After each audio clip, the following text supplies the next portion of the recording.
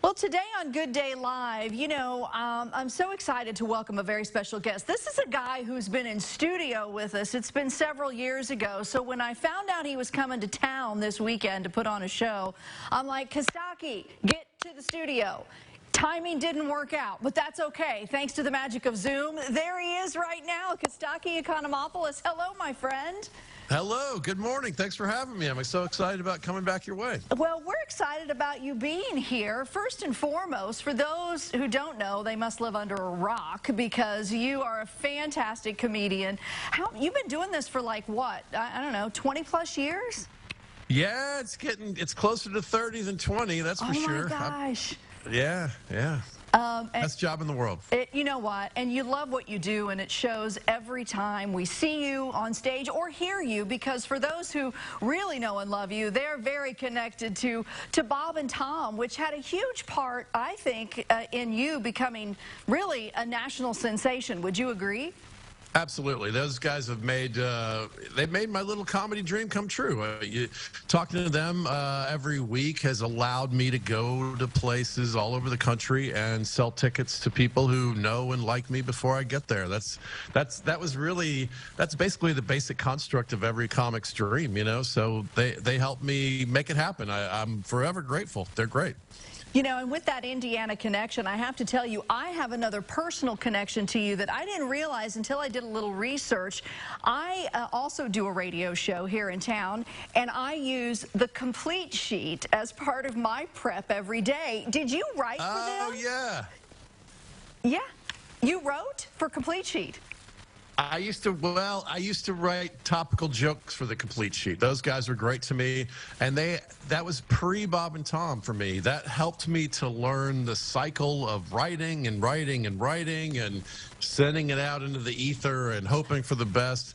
They used to pay me $7 a joke if they picked it. So it was like this crazy little process and a machine that I was just learning how to be a professional joke writer, and they were great to me. And it was really fun, to sit and work and write jokes, and then eventually to see them chosen on there and occasionally hear them on the radio. It was great. It was a really cool step in the process for me. I still like those guys. It's funny because I think we all think that a comedian just gets on stage and just starts spouting off funny stuff, because so many comedians are quite honestly, like yourself, are just funny people. But there's a process, and I have to assume so much of that process for you comes from life.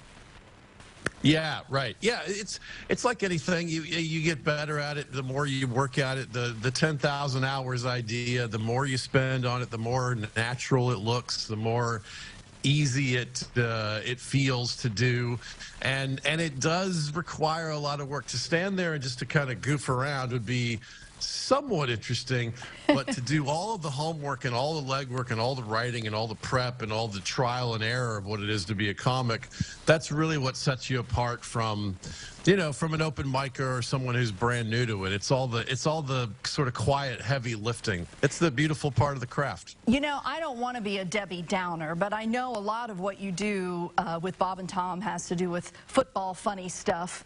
And, you come out of something like what happened last night, and you go into prep for the week and what you're going to do. How does the world around you and some of the sad and quite honestly frightening things that happen, how do you work around that in those situations, Costaki? Yeah, it's a tricky dance, like anything. You know what? I've had the fortune/misfortune of being in Oklahoma City telling jokes the week after the bombing there. Wow. Being in Atlanta during the Olympics and that bombing. I worked on 9/12 many years ago, so I have some experience with finding the delicate dance of being respectful about the thing that's heavy and also being able to put it on a shelf and continue forward. That's part of what life is. And my dad taught me even when I was a kid, you got to laugh about the stuff even when it's hard. We used to joke. He had one leg. We used to joke about that. And he used to kid around about his parents passing away and how he misses them. He was a very open-hearted, gregarious Greek who was comfortable laughing about things with some weight to them.